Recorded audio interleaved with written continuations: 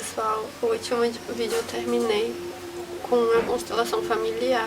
O André, né, que é da Ubuntu, e o Lucas, que foi um amigo que eu conheci durante a viagem. Olá, meu nome é Lucas Jamaica, eu sou natural de Sergipe, tenho 23 anos, sou músico, estudo no Conservatório de Música de Sergipe, e lá eu curso saxofone, mas já venho de uma caminhada aí de composições desde que eu tinha uns 9 anos de idade, eu acho. Pelo que eu me lembro, foi quando eu compus minha primeira música. Atualmente eu toco saxofone, flauta, violão e canto também. Mas eu comecei mesmo cantando com rap, né? Com uns 13 anos, 12, e fazendo alguns beats, né? Eu mesmo produzia. A Ubuntu é um lugar que eu conheci também. Eles realizam um trabalho de constelação familiar, TSFI, e eu nunca tinha ouvido falar sobre constelação. E foi muito interessante porque eu fui algumas vezes lá falando com a Claudina, a gente resolveu fazer uma troca. Aí eu fiz um vídeo pra ela e em troca ela me deu uma constelação, né?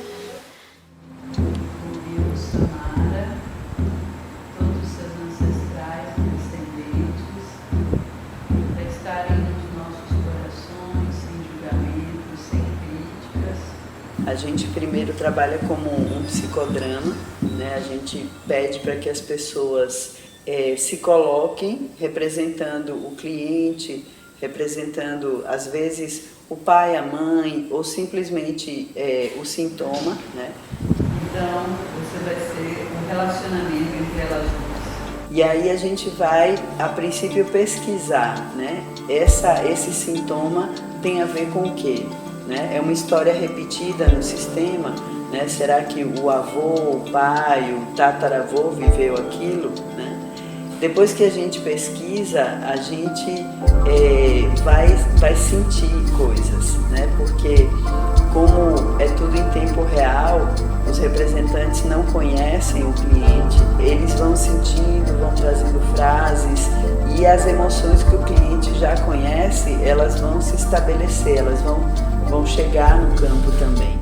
A gente marcou para o dia 16 de março, foi um dia antes de eu voltar para Paraty. Na verdade eu não sabia que eu ia voltar, eu resolvi passar a quarentena aqui em Paraty com a minha família.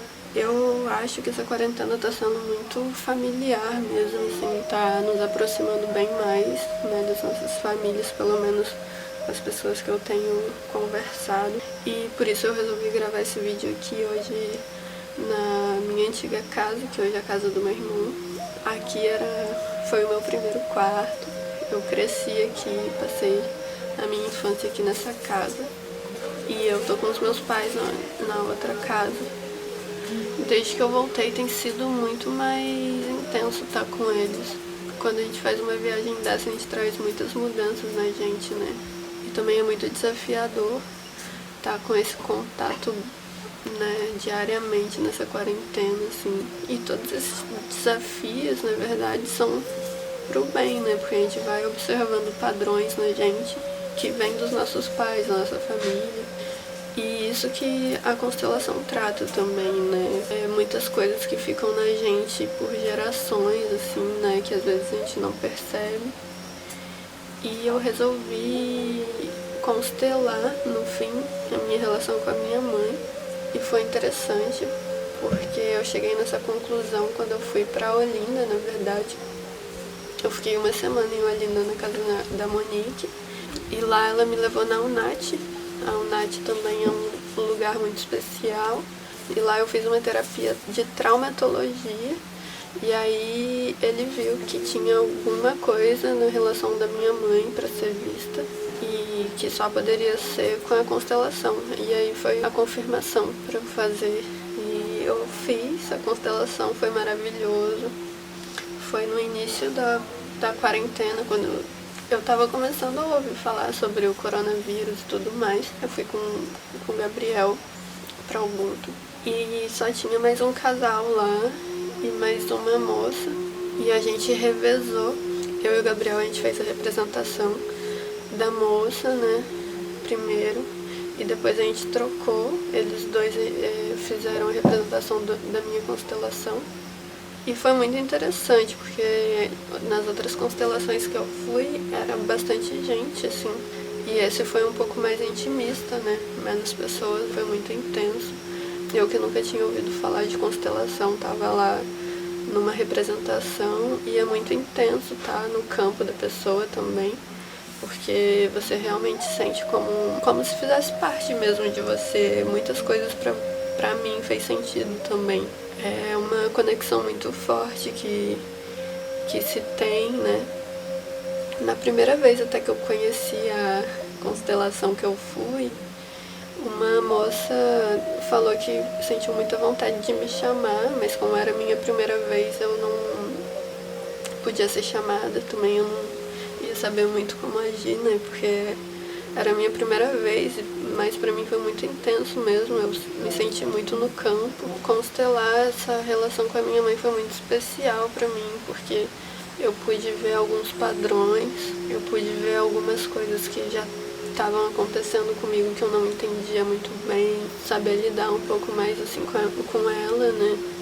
Alguns dias atrás eu resolvi mostrar também pra minha mãe, porque abordou bastante da história dela, né? Com meu avô também, que eu não conheci. Desde que eu voltei eu tenho buscado bastante resolver essas questões familiares e tentar fazer pequenas revoluções em casa, né? Que eu acho que é importante. Por exemplo, começar a mexer na terra, que é uma coisa que eu nunca fiz com os meus pais. Estou fazendo também uma meditação de 21 dias, meditação da abundância, com Deepak Chopra, e que todo dia uma representante manda, né? São tarefas e meditações que duram em torno de 20 minutos. A meditação é algo que me ajuda muito também. É uma terapia que me traz de volta, né? Também o meu eixo, assim, faz eu pensar melhor, mais claramente. E dentro dessa meditação também tem algumas tarefas, dentre elas pra gente falar sobre a nossa mãe. Descrever ela e depois ver o que a gente tem em comum. E eu acho que quando a gente faz isso, a gente agrega muito no nosso ser, fica mais fácil da gente se aceitar também, porque a gente tem uma base, a gente tem uma raiz, né, que é a nossa mãe, nossos pais. E entender eles também, eu acho que é uma boa forma da gente se entender também, se aceitar. E eu vi, assim, que a arte tem me aproximado bem mais da minha família, principalmente da minha mãe. Aconteceu algo muito interessante, que eu achei incrível, assim, que ela sonhou com uma poesia e escreveu a poesia, assim, e é muito linda. E eu pedi pra ela ler também um pouquinho pra vocês verem. O laço do abraço. Enlaceia no laço do abraço. Do traço forma o laço, do tracejo do abraço. Enlaceia no laço, que um traço traceja no laço. Laço? Laço de família, laço de amizade, laço de amor, seja ele qual for. A vida nos traz diversos laços, laços e traços, cada um forma a vida, pois sem laços ou traços a vida é sem graça. Nos tracejos da vida ou nos laços da vida, seja qual for, que seja bem vivida. Eu senti muito que a partir do fogo as coisas começaram a tomar uma ação assim mais efetiva. O fogo e o poder de transmutar, né? Na Bahia também eu fiz o voo da águia e aí eu conheci o Sami, que foi o guardião do fogo do voo, e do Temascal também. Ele se tornou um amigo muito especial, ele é um grande artista também e carrega, né, esse caminho sagrado com ele. Sempre que eu olho pro fogo eu lembro dele. E aí eu resolvi fazer um desenho pra ele, como um agradecimento também, sabe? E pra trazer essa representação do fogo sagrado. Eu sentindo esse poder de transformação do fogo, né? De toda a nossa volta que também tá se transformando. Senti muita necessidade de transmutar certas coisas. Sempre que eu sinto essa necessidade, eu vou pra dança. E essa dança que eu senti necessidade de fazer na minha resiliência pra autocura aí, eu senti muito de dançar pro elemento do fogo, né?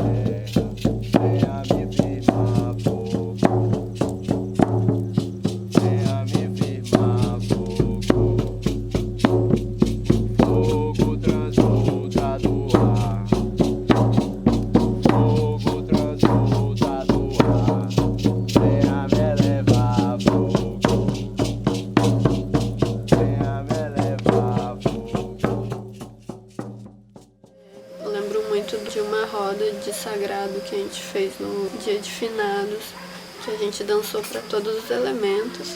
Eu me lembro muito do livro, né, que me acompanhou durante a viagem, também foi uma das minhas companhias, que é Mulheres Correm com Lobos. Para mim é uma bíblia do sagrado feminino e já faz acho que 1 ano que eu tô lendo ele com muita calma. Esse foi um livro que eu não queria terminar de ler, sinceramente, ao mesmo tempo sim, ao mesmo tempo não, porque para mim ele é uma grande companhia. E eu terminei de ler ele esse mês. E quando eu percebi que eu terminei, eu falei, nossa,